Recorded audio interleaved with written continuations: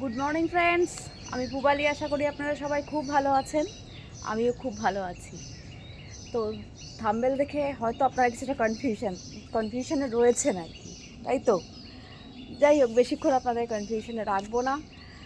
খুব তাড়াতাড়ি ব্যাটারটায় ভেতরে চলে যাচ্ছি। তো তার আগে অ্যাজ ইউজুয়াল আজকে আমার জবা গাছে একটা গাছে 4টে ফুল ফুটছে। তো চলুন একটু দেখে নিই, দেখে নিয়ে আমরা মূল প্রসঙ্গে চলে যাচ্ছি। দেরি না করে শুরু করে দিই, চলুন।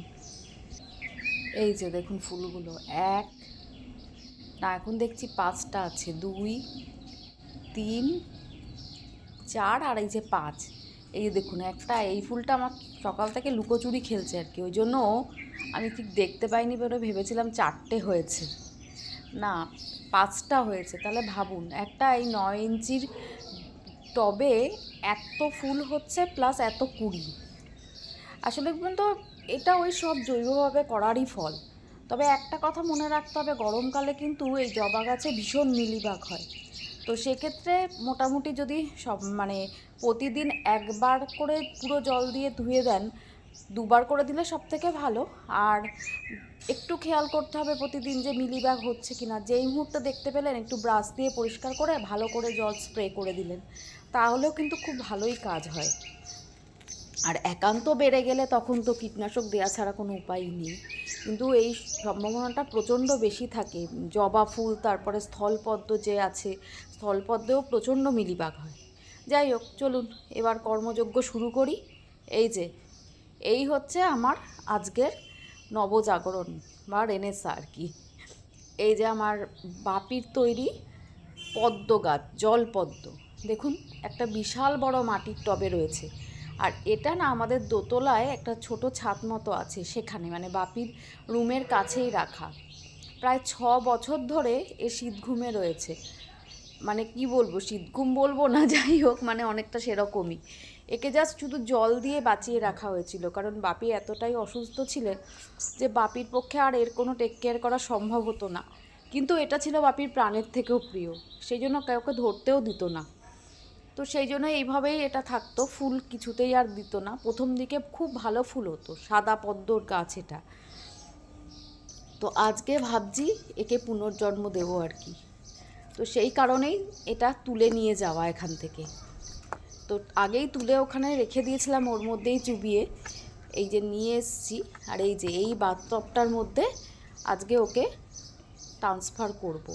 আর ওখানে যেটুকু যা আছে ওই বড় টবটায় থাক, ওটা ওর মতোই পড়ে থাকুক। আসলে এক জায়গায় না থাকলে না, বারবার এদিক ওদিক করে টেক কেয়ার করা সম্ভব হয় না।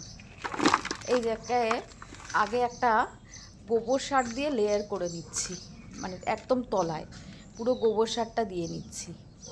আর তারপরে কি করব বলুন তো, ওই যে কিচেন ওয়েস্ট, গার্ডেন ওয়েস্ট দিয়ে যে আমি করে রাখি, ওই যে জলটা তার উপরে যখন বেশি হয়ে যায় তখন ওগুলোকে তুলে তুলে শুকিয়ে রাখি। তো তো সেই একটা লেয়ার দিয়ে দেবো। তার কারণ পাঁক তো জোগাড় করতে পারিনি, আর গোবর সারের উপর জল দিলে অটোমেটিক্যালি ওটা ভেসেও ওঠে, তো সেটা ওরকম দেওয়াও যাবে না।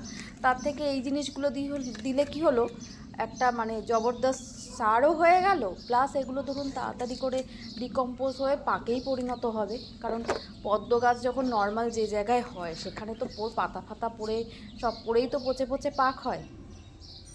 এই জাস্ট একটা আইডিয়া করে করা আর কি। কতটা কি সাকসেসফুল হবো জানি না, তবে করছি। আর যেহেতু এগুলো দিলাম কিচেন ওয়েস্ট, গার্ডেন ওয়েস্ট, তাই একটু ফাঙ্গিসাইড দিয়ে দিই। প্রত্যেকটা গাছ বসানোর পর আমি তো জল দিয়ে জলের মধ্যে গুলে দিয়ে দিই। আর এটা তো জলেরই গাছ, তো এর জন্য আলাদা করে তো ওইভাবে গুলে দেওয়ার কিছু নেই। তো এর মধ্যে দিয়ে যখন জল দেবো, অটোমেটিক এটা জলের সাথে মিশে যাবে, প্লাস ফাঙ্গাস লাগার সম্ভাবনাটাও অনেকটা কমবে। তো সেই কারণে এটা একটু বেশি করে দিয়ে দিলাম। এবার এই যে এই জিনিসটা কি, ওই যে যেখানে ও ছিল আর কি, তো সেখান থেকে কিছুটা ওই পাঁক মাটি তুলে রেখেছি। আর ওই নর্মাল যে গার্ডেন সয়েল আমি কিনি আর কি, সেটা দিয়ে কালকে রাত্রে জল দিয়ে একটু ভিজিয়ে রেখে দিয়েছিলাম। এইটাই এবার এখানে জাস্ট ঢেলে দেবো, আর কিছুই না। পাঁক জোগাড় করে নিয়ে এসে অরিজিনালি দেওয়া, এটা আমার পক্ষে ইম্পসিবল। তাই জন্য এইভাবে করছি, দেখা যাক কতটা কি করতে পারি। হবে মনে হচ্ছে, কারণ জলের গাছ তো খুব একটা অসুবিধা হওয়ার কথা না। তবে আজকেই যে মার্চের 1 তারিখ, আজকে একে বসাচ্ছি। নবজাগরণ হচ্ছে ওর। তারপর দেখা যাক কতদিনের মধ্যে ও পুরোপুরি জেগে ওঠে। পুরোপুরি জেগে উঠলে আপডেট তো আপনাদের দেবই। তো এই যে পুরোটা ঢেলে দিয়েছি। এবার দাঁড়ানো, যে টিউবটা যেটা কেটে নিয়ে এসেছি ওখান থেকে তুলে ওটাকে এবার বসিয়ে দেবো। আসলে কি বলুন তো, বাপির এই গাছগুলোকে একটু একটু করে আমি এক জায়গায় করার চেষ্টা করছি। ভাড়া বাড়িতে বাপি যেখানে পারতো সেখানে ছড়িয়ে ছিটিয়ে গাছ করতো, মানে গাছ ছাড়া থাকতে পারতো না। অসুস্থ অবস্থাতেও মানে নিজের সামনে, ঘরের সামনে টুকটাক এটা ওটা গাছ রেখেই দিত সারাক্ষণ। একবার সকালে উঠে একটু জল স্প্রে করে দিল, যতক্ষণ মানে নিজে নড়াচড়া করতে পেরেছে এই গাছ নিয়েই থেকেছে।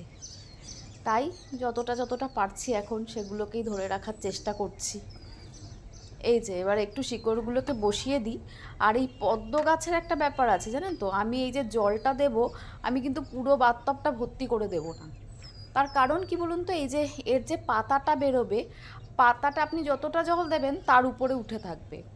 এবার তারপর যখন আবার একটু জল দিচ্ছেন তখন আবার দেখবেন পরের দিন পাতাটা ডুবে গেছিলো, যেই আপনি দেখছেন পরের দিন দেখবেন পাতাটা উঠে গেছে। ও জলের উপরে পাতা তুলে দাঁড়িয়ে থাকবেই। তো সেই কারণে একবারে এখন পুরো ভর্তি করে জল দেব না, কিছুটা দিয়ে দিই। ওটা যদি আবার শুকিয়ে যায় তখন দেখব, তখন আবার দিয়ে দেবো। এইভাবে দিই, তারপর পাতা বেরোলে তখন তো আস্তে আস্তে প্রতিদিনই জল দেব। আর জলটা প্রতিদিন চেঞ্জ করে দিলে মশা টশা হওয়ার সম্ভাবনাও থাকে না, সবটাই তো একটা জায়গার মধ্যে করা। সেই কারণে এইভাবে একটু আধটু চেষ্টা করে করি, তারপর যতদূর যা হবে হবে। সব কিছু তো আর অত চিন্তা করে করা যাচ্ছে না, কারণ সত্যি কথাই আমার কোনো রকম আলাদা অভিজ্ঞতা নেই। যেটুকু নিজের মনে হচ্ছে আর আপনাদেরও কিছু সাহায্য নিয়ে তবেই আমি করছি। দেখুন, ভুল ত্রুটি যদি হয় আশা করব নিশ্চয়ই আপনারা আমাকে কমেন্টসের মাধ্যমে জানাবেন, যাতে ইন ফিউচার আমি সেগুলোকে ঠিক করতে পারি।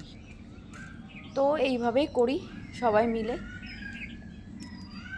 কারণ এখন এই আমার এই যে চ্যানেলটা, এটা তো আপনারা যতজন আছেন সবাই মিলেই একটা পরিবার। তো আমি যেগুলো জানি বা মনে হচ্ছে সেগুলো আপনাদের বলছি। সেখানে যদি আপনারা এর থেকে বেটার কিছু জানেন বা মনে হয় যে আমি ঠিক বলছি না, তো নিশ্চয়ই আপনারা আমাকে বলবেন, তাই না, যে এটা এইভাবে করুন, ওটা করা ভুল হচ্ছে। তো তাহলে আমি সঙ্গে সঙ্গে সেটা চেঞ্জ করতে পারবো, এই আশাই রাখি। তো যাই হোক, জল দেওয়া হয়ে গেছে আর আপাতত ওকে ঠিক মতো জায়গায় রেখে দিলাম। এবার ও রোদে থাকুক, সানলাইটে দিয়ে রেখেছি। পর দেখা যাক কতদিনে ও পাতা টাতা গজায়, কি হয় না হয়, কতদিন সময় লাগে। তো এই কাজটা কমপ্লিট হয়ে গেল। এবারে চলুন আরেকবার ওই ফুলগুলো দেখে আসি ফুটেছে কিনা। আসলে আমি এত সকাল সকাল ছাদে চলে আসি না, যে ওদের ফোটার সময়টাই একদম দিই না আমি। তো চলুন একবার আরেকটু দেখি। মানে আজকে কী হচ্ছে জানেন তো, একদম সেই ম্যাগনেটের মতো টানছে আমাকে, বারবার করে মনে হচ্ছে ওই গাছটার সামনে যাই। তো সেই কারণেই এই কাজটা করা আর কি। জানান, দেখি ফুটেছে কি না। না, এখনও ফোটেনি। এই যে একটু একটু করে ফুটছে দেখুন। হ্যাঁ হ্যাঁ হ্যাঁ, না, কালারটা দেখছেন, এত ভালো লাগে। গাছটা যখন পুরোটা একসাথে ফুটবে, এ মা, এই দেখুন আমটা পড়ে গেছে। বাবারে, প্রথমে তো আমি একবার তাকিয়ে দেখে ভাবছি যে আমটা নিয়ে চলে গেল না কি সরেল টোরেলে, না, এই যে নিচে পড়ে আছে। কালকেই দেখালাম আপনাদের, আজকে ওটাকে তুলবো ভেবেইছিলাম। তো যাই হোক, নিজের থেকেই গাছ পাকা আম একবারে গাছের তলায় পড়েছে, এর থেকে আনন্দের আর কি। যে জামা খুলে নিয়েছি, দেখুন এবার কি বড় হয়েছে সাইজটা, খুব ভালো হয়েছে সাইজটা। কিন্তু যাই হোক, আগে ঠাকুরকে দিই, তারপরে আমরা খাবো, খেয়ে বলতে পারবো কেমন টেস্ট। তবে যারা আগে খেয়েছে সবাই তো বলছে, মানে আমি যে নার্সারি থেকে এনেছি ওখানেও বলছে যে খুবই নাকি ভালো খেতে। তো ওটা যখন নিয়েছি, ধরুন একটা ছোটো হারভেস্টিং আছে করে নিই। এই যে টমেটোগুলো পেকেছে, কয়েকটা টমেটো পাকা আর কয়েকটা আধ পাকা মতো রয়েছে, সবই তুলে নিই। কারণ ওই ছেলে বাড়ি এসছে তো, আর ও এবার একটু চাটনি খেতে না খুব ভালোবাসে। তো এই কয়েকটা টমেটোতে যা হবে যথেষ্ট। আজকে করব না, আজকে রেখে দিই, কালকেও বিকালে চলে যায়, তো কালকে ভাবছি করব আর কি। ওই একটু টমেটো আমসত্ত্ব খেজুর দিয়ে যথেষ্ট। এই যে এখানে নিচেও কয়েকটা উকিঝুঁকি মারছে, পাকা আধ পাকা দুটোই আছে আর কি। তুলে নিই, তুলে আজকের দিনটা বাইরে রেখে দিই, যা গরমের চলে এসছে তাতে মোটামুটি পেকেই যাবে। আর এই যে জুকিনি ফুল হচ্ছে, প্রতিদিন হচ্ছে, আর প্রতিদিন আমি ভাজা খাচ্ছি, জানেন তো। এ যে কী যন্ত্রণা হয়েছে, কিছুতেই আর লোভ সামলাতে পারি না। প্রতিদিন ভাবি আজকে আর তুলব না, কিন্তু সে ভাবলে হবে কি, সে তুলেই নিই আর ভাজাও করে নিই। তো ব্যাস, আজকের মতো আমার ছাদ বাগান থেকে বাজার এইটুকুই, এর থেকে বেশি আর কিছু করব না। এই যে আমটা, আর এই যে জুকিনির ফুল, আর এই টমেটো কটা। তবে একটা জিনিস আমি দেখছি, মানে টমেটোগুলোর সাইজ কিন্তু খুব একটা খারাপ হচ্ছে না। হ্যাঁ, ছোট বড় মিলিয়ে হচ্ছে, তবে বড়গুলোই কিন্তু বেশি হচ্ছে, এবং দেখুন বড়গুলোর সাইজ বেশ ভালো সাইজ হচ্ছে। এই আর কি, জৈবভাবে করছি, আর টেস্ট যে সত্যি আলাদা হয় সেটা যারা করছেন তারা তো জানেনই। ব্যাস, এইভাবে এইটুকু করি, এতেই প্রচণ্ড আনন্দ লাগে, তাই করি আর আপনাদের সাথে প্রতিদিন শেয়ার করি। এই যে দেখুন, অনেকটা ফুটেছে না, এখনও তারা পুরোটা ফোটার সময় তাদের হয়নি। আর আমিও আর বেশিক্ষণ ওদের সাথে থাকতে পারবো না, অনেকক্ষণ হলো। মনে হচ্ছে 9টার আগে ফুটবে না, জানেন তো, পুরোপুরি। আর এখন 9টা পর্যন্ত তো এখানে থাকা সম্ভব না, কাজ কে করবে তাহলে? সংসারের কাজও তো আছে, বলুন। তো যাই হোক, লাস্টবার একবার আমিও দেখে নিচ্ছি, আপনাদেরও দেখিয়ে দিচ্ছি। আর এই যে অরেঞ্জ ফুলগুলো, এগুলো তো প্রতিদিনই ফুটছে। আর এই যে একটা আজকে স্থলপদ্ম ফুটেছে। আর ছোট গোলাপগুলো তো আর ঠাকুরকে দিই না, ওগুলো ওরকমই হচ্ছে। আর এই জবাগুলোও এখনও ফোটেনি, যেগুলো লোকাল। আর এই যে লাল নয়নতারা। যাই হোক, আপাতত আজকের মতো এইটুকুই। যদি ভিডিওটা আপনাদের ভালো লেগে থাকে তাহলে অনেক অনেক ভালোবাসা দিয়ে আমার পাশে থাকবেন, আর একটু লাইক আর শেয়ার করে দেবেন। আর যারা নতুন বন্ধু আমার আছো বা আছেন, তাদেরও যদি ভিডিওটা ভালো লেগে থাকে তাহলে প্লিজ চ্যানেলটাকে একটু সাবস্ক্রাইব করে দিও, আর বেল আইকনটাকে প্রেস করে দিও। আজকের মতো এইটুকুই, খুব তাড়াতাড়ি নতুন ভিডিও নিয়ে আসছি। টাটা।